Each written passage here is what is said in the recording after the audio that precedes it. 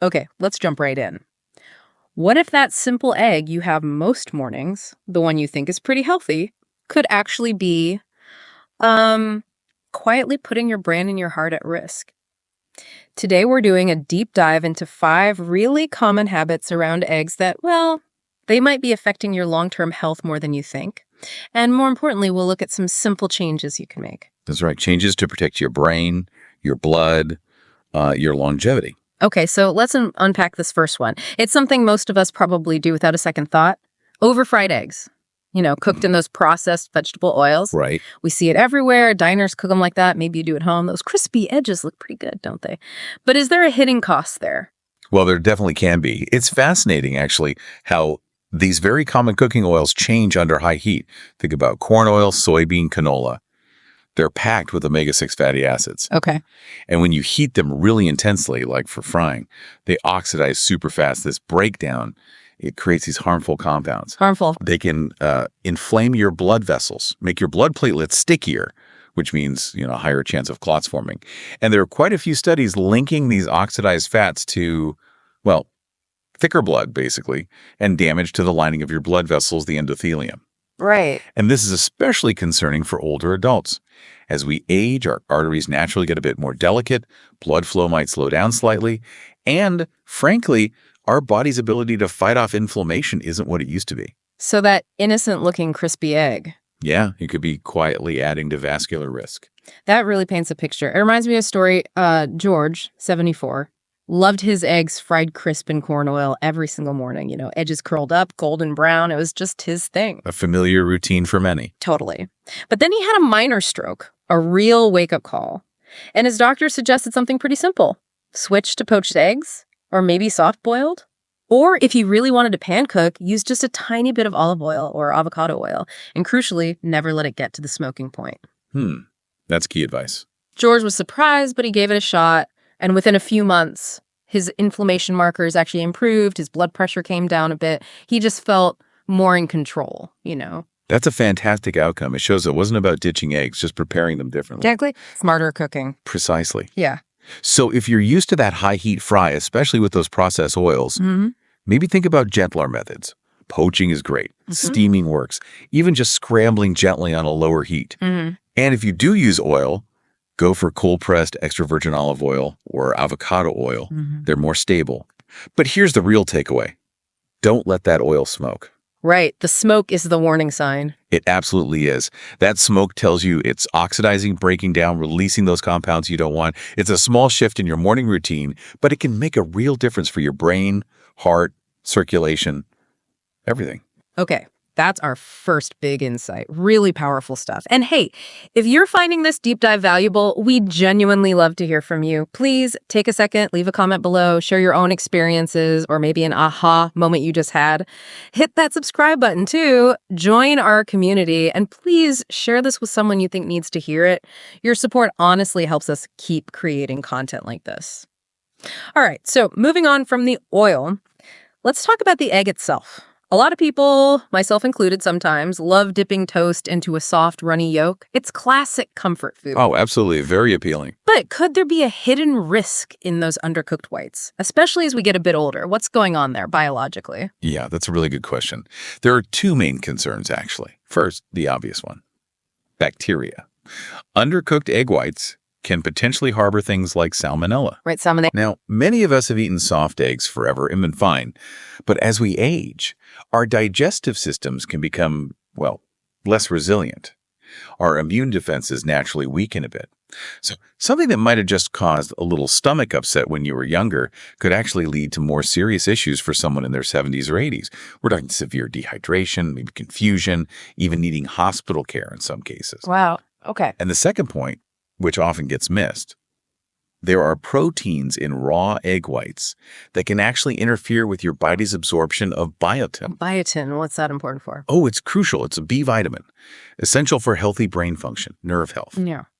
So besides the infection risk, you might also be unintentionally blocking a nutrient vital for your cognitive health. That really highlights how our bodies change, doesn't it? I remember hearing about Barbara, 76. She adored her eggs with that runny center, just how she liked them. Mm-hmm. But after getting 2 minor stomach bugs, gastrointestinal infections, within about a year, her doctor really looked closely at her diet, and those soft, undercooked whites got flagged. Barbara was skeptical, apparently, said she'd eaten them like that for decades. But she decided to try fully cooking the whites, making sure they were firm and opaque, even if the yolks stayed soft. Her digestion improved noticeably. She reported having more consistent energy. She found that sweet spot, enjoying her eggs safely without really sacrificing the taste she liked. That's perfect. And the solution is so simple, isn't it? Just cook those whites until they are firm and opaque. No more translucence, no jiggling whites. Just give it another minute or so. Just a minute. Yeah, it's a tiny adjustment, but it offers really significant protection for your gut, your brain, your overall well-being. Okay, speaking of small adjustments, our third mistake. This one often comes from a good place, really. Being practical, frugal. Reusing cooking oil after you've fried eggs in it, maybe pouring it into a jar to use again. Lots of us were probably taught waste not, want not. A very common practice. But the reality, it sounds like it's more serious than just saving a bit of oil. So what's the real issue with that saved oil? This is a really critical one, and it affects our internal health more than people realize. When you reheat and reuse cooking oil, especially oils that have already been heated high enough for frying, their actual chemical structure changes. They break down. Into what? Into toxic compounds, essentially. Each time you heat that oil, it creates more things like polar compounds, aldehydes, other unstable molecules. These aren't just off flavors. They directly increase inflammation and oxidative stress inside your body. Oxidative stress. That sounds bad. It is. It contributes to things like blood clot formation, hardening of the arteries, even links to memory loss have been suggested. You might not see it or smell it or taste it, but your blood vessels feel it. And think about older adults again. Their endothelial function, that's the flexibility of the blood vessels, it's naturally declining. So introducing these altered, damaged oils is like adding fuel to a smoldering fire. The body just isn't as equipped to handle that extra oxidative load. That analogy, like breathing secondhand smoke, that really lands. It's a similar kind of hidden danger, yes. It reminds me of Frank. He's 80, a widower, very independent, really prided himself on being careful with his money. And for years, he'd reuse his cooking oil several times, frying eggs, other things. Trying to be resourceful. Exactly. But then a routine checkup showed some mild arterial plaque, and his clotting factors were a bit elevated. His doctor started asking questions, digging into his habits. When the reused oil came up, Frank was genuinely stunned. He thought he was being smart, saving money on groceries. He had no idea it could be harming his health. A real eye-opener for him, I bet. Absolutely. He switched immediately, started using fresh oil each time, just a small amount, a tablespoon or two. And within about 6 months, his doctor saw improvements in those blood markers. Frank's story is a perfect illustration. That seemingly small act of saving oil can have a pretty significant cost for your heart and brain health down the line. So the advice is clear. Use fresh oil each time you cook, even if it's just a little bit.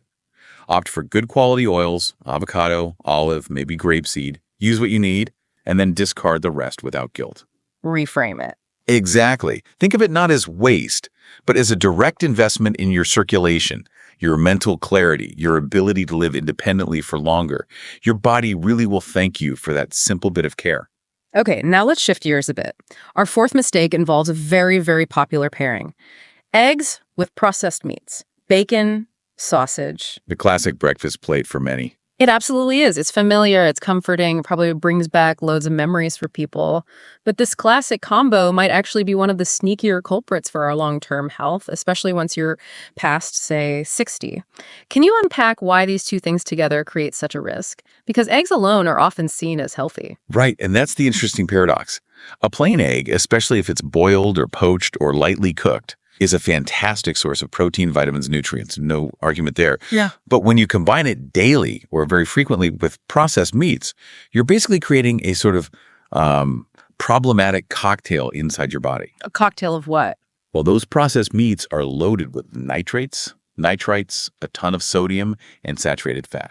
In fact, many major health organizations classify processed meats as Group 1 carcinogens. Wow, Group 1. Like tobacco. The same category for risk evidence, yes. And they undeniably increase cardiovascular disease risk. These compounds, the nitrates, the sodium, they damage that delicate inner lining of your blood vessels, the endothelium we mentioned. This makes the vessels more prone to plaque building up, makes it easier for clots to form. Then you add the cholesterol from the eggs into that mix. Ah, the combination effect. Exactly. It can silently raise your triglycerides, your LDL, cholesterol. It's a cumulative thing. Over time, this pairing can contribute significantly to narrowed arteries, thicker blood, and setting the stage for serious heart issues or strokes. And there's a cultural aspect too, right? For many, that breakfast is comfort, it's tradition. Changing it can feel like giving up something important. But our bodies change, and their needs change, especially as we age. It's really incredible how these habits, things we think are harmless or just normal, can quietly add up over decades. I'm thinking of another Barbara, this one's 72, from Kansas. Okay. Her daily breakfast for something like 30 years, 2 scrambled eggs and 3 strips of bacon every single day.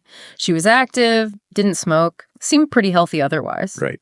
But during a checkup, her doctor found early-stage atherosclerosis, hardening of the arteries. Barbara was apparently floored. She said, "But I eat the same way I always have." And that was the point, wasn't it? Exactly. Her doctor gently explained that her body in its 70s just wasn't processing that meal the same way it did when she was in her 40s. So, with her doctor's guidance, she made a switch. Replaced the bacon with things like sautéed mushrooms, some spinach, maybe a side of avocado with her eggs. Healthier fats and fiber. Right. And within 6 months, her lipid profile, her cholesterol numbers actually improved. And she told her doctor she genuinely felt lighter, more energetic in the mornings. Barbara's story is such a powerful reminder that our body's needs truly evolve over time. We can't always stick to the same patterns. So instead of automatically reaching for that processed meat, maybe reimagine the breakfast plate. Try pairing your eggs with some steamed veggies, spinach, asparagus, tomatoes, or a small side of berries for antioxidants. Maybe a slice of whole grain toast with a drizzle of olive oil. It's about smarter combinations. Precisely. It's not necessarily about cutting everything out entirely, but about combining wisely. And that wisdom, making those smarter combinations, really becomes a lifeline for your heart and brain health as you navigate your later years. Okay, that leads us right into our 5th and final mistake for today. This one is definitely driven by convenience, something we all appreciate. It's reheating cooked eggs multiple times. Ah, yes. Leftovers. Exactly. We all love shortcuts, right? Warming up yesterday's scrambled eggs, maybe that leftover frittata or egg sandwich from the fridge, quick and easy. But it turns out repeatedly reheating eggs, especially if maybe they weren't stored perfectly, can potentially turn a nutritious meal into something, well, a bit risky for your blood vessels and maybe even your brain. What's going on there? It's another good question linked to those chemical changes we talked about. Eggs contain sulfur compounds. And when you reheat them repeatedly, this sulfur can interact with minerals in the egg, forming compounds that are, frankly, harder for your body to digest. This can promote a bit of low-grade inflammation. Also, the repeated heating and cooling cycles break down the protein structure within the egg. This altered protein might even trigger a mild immune response in some people. Inflammation again. Yes, and that low-grade internal inflammation, even if you don't feel it directly, increases the background risk of blood clots. This is especially relevant if you already have conditions like high blood pressure or diabetes, or if you're taking blood thinners. Okay, that makes sense. Then there's the more straightforward risk, bacterial growth. If cooked eggs aren't cooled down quickly and stored properly, or if they sit out and get reheated multiple times, bacteria like salmonella can potentially multiply. And again, older adults' immune systems are often less robust at fighting off these bugs. Right. And one more thing, remember, the fats in the yolk. Each reheating cycle gives those fats another chance to oxidize. Just like with the frying oil, these oxidized fats aren't great. They can contribute to raising LDL cholesterol, thickening the blood, and potentially hardening arteries over time. It's usually a quiet, cumulative shift. That's fascinating, and yeah, a little concerning when you think about how often we might just zap leftovers in the microwave. I read about Walter, 78, from Oregon, a retired teacher. He apparently used to cook eggs in bulk sometimes, just for convenience, have them ready to go. And he'd microwave them sometimes once, maybe even twice if he'd made a big batch. Saving time. Trying to. But over time, he started noticing things like bloating after meals, feeling unusually fatigued, and even some unexpected spikes in his blood pressure readings. His doctor eventually started asking detailed questions about his food habits. When Walter mentioned the bulk-cooked, reheated eggs, it was like a light bulb went off for the doctor. The suggestion was simple. Try making fresh eggs in smaller batches. reduce the microwaving, especially multiple reheats. And did it help? Apparently, yes. His symptoms eased up quite a bit. He reported feeling steadier, more clear-headed, less digestive upset, just by changing that one habit. Older's experience really underscores that point. Freshness tends to matter more as we age. Our body's ability to, filter out toxins, regulate inflammation, process slightly altered proteins, it all declines somewhat. Yeah. So giving your body food in its best possible form, freshly cooked, simply prepared, handled properly, it's genuinely one of the most supportive things you can do for yourself. So practical advice. Yeah, if you do have leftover cooked eggs, cool them down quickly and get them in the fridge within about 2 hours. Try to eat them within 24 hours if you can. And really aim to reheat them only once. But honestly, the best practice is probably just to prepare what you need for that meal and enjoy your eggs fresh. It might seem like a tiny bit more effort up front. But it pays off. Absolutely. You're not just preserving flavor, you're actively protecting your health, your energy, and ultimately your independence. If you've listened this far into our deep dive, I think you should take a moment and really acknowledge something pretty great about yourself. You clearly care about your health. You're investing time to learn. That mindset alone, that's powerful. You're not just here for warnings. You're looking for information, for ways to protect yourself, to take control of those seemingly small daily habits that truly, truly add up over a lifetime. That proactive approach, that's what separates just getting older from aging with real strength, clarity, and dignity. Absolutely. We've covered 5 simple, often overlooked ways that eggs, a food most of us see as fundamentally healthy, can become a bit risky if we're not mindful about how we handle them. And just to reiterate, this deep dive isn't about telling you to stop eating eggs altogether, not at all. It's about building awareness. It's about understanding how a small shift in the oil you use, how long you cook the whites, whether you reuse oil, what you pair them with, how you handle leftovers can genuinely mean the difference. The difference between smooth circulation and potentially a dangerous clot, between keeping a sharp mind and experiencing sudden confusion, between living a vibrant, engaged life and facing a slower decline. Every single time you make one of these better choices, even if it feels small, you're sending a powerful message to your body, to your brain. You're saying, hey, I'm still in this fight. My health, my future, my life, they are absolutely worth protecting. And look, change isn't always easy, especially when habits have been ingrained for decades. But you're not alone in figuring this out. Aging doesn't have to equate to decline. It really can be a time of wisdom, resilience, and renewed vitality, especially when you treat your body with that kind of informed respect and care. So here's a final thought to take with you today. As you go about your day, maybe later when you're in your kitchen, take a fresh look. Look at your fridge, your stove, the oils you use. Think about how you prepare even the simplest meals, like eggs. And ask yourself honestly, is this choice helping me live stronger, longer, and clearer? You now have some concrete ideas about what you might want to change. You've earned the right to feel good, to feel sharp, to stay independent for as long as possible. Don't let unexamined habits or uninformed choices take that away from you. Thank you so much for joining us on this deep dive today. We really hope you found it valuable, and we would love to hear from you. Please leave a comment below, share one thing you learned today, maybe something that surprised you, and how you plan to use it in your own life. If you enjoyed this discussion and found it helpful, please give it a like, subscribe to our channel if you haven't already, and share it with someone else who might benefit. Your support truly helps us keep creating good content designed to inform and inspire you. We look forward to seeing you in the next one.